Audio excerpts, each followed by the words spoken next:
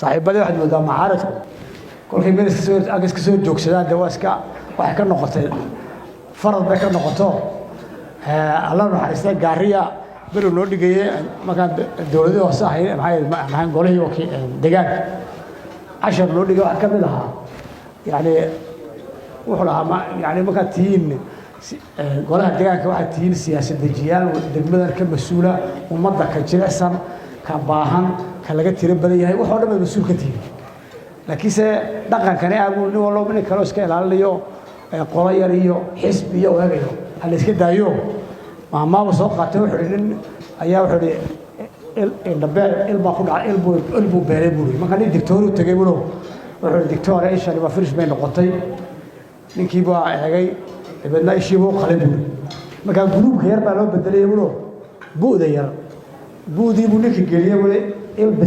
guluub bisadeed buu igu gashay buu saddex shaba ku maqnaa ayuu soo noqday markaa ishii buu iska furo bal iska warran buu yidhi markaasuu wallaahi wax waan arkayaaye isha bisada jiiru baa arkaysaa jiiru wax kala ma arkayso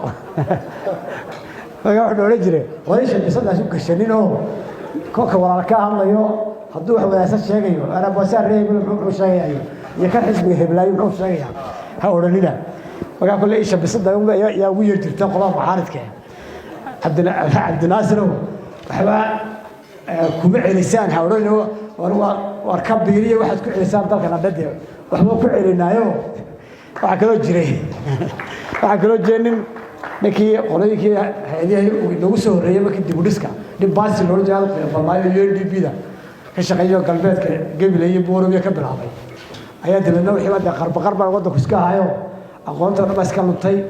furniture uu sameeyey markaa furniture qola samaysay baa gebigoodiba upside down noqday aan isku kala saarayno foornaa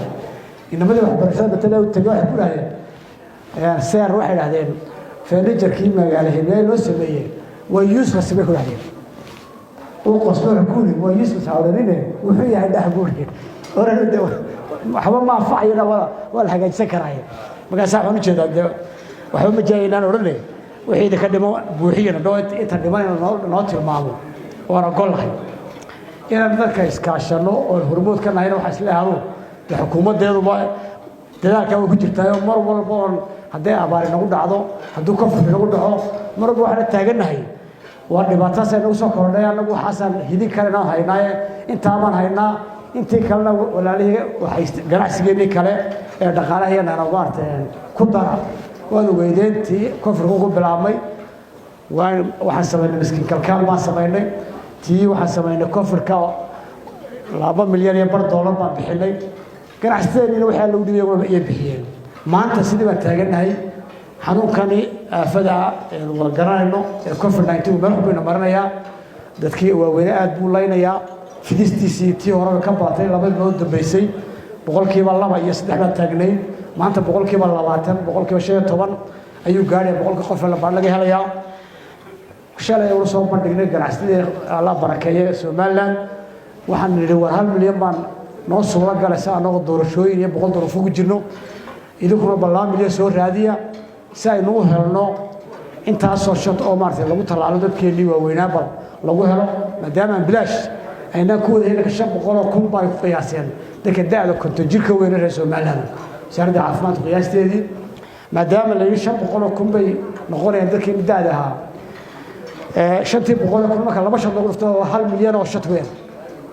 halkii milyan oo marka lagu dhufto $6 waa $6 milyan marka 6 milyan waxa isdilay 3 milyan haday malaad bilaash lagu soo gasho kulli 3 milyan ina baxsanayno waynu baahanay 3 milyan waxa xukuumaddu waxay dhigtay $1 milyan ayuu madaxweynuhu qoondeeyay 2 milyan ganacsigeena barakaysan oo balan fiican qaaday habeenkii wada hadalnay ayaa runtii ayaa balan qaaday سأدرت واحد ديار بيننا هاي إنه سكاكا شنو وحنا قبسكا السيدة سكتير ورتها إن مشغول سووا الشقوي كديدا مال الله يويات الإحدى نمو نعسنا إن كور الشقين ومدني سووا حقوق بدلين هورو مركا حاجة جناح سكامانت ولا كينا صوب بدري إنه قلنا إنه كقيم خاضنه إن جراد كاس وعي كاس مارت جناح سيا عندك كانوا كل هاي ونوقف كلنا مشاريع أسكوتي كران ونكستوا أقولي feasibility study badan la sameeyo dadka aqoonyahanku oo bal soo diyaariyaan mashaariic la isku tagi karo oo productive ah oo la maalgashado oo islaanta u yaray $1 gashan karto ninka u badana 100,000 iyo 50,000 gashan karo taasaa keenaysa markay dhaqaale meel isu geeyaan ee shaqo abuur sameeysa dhaqaale qaranka kordho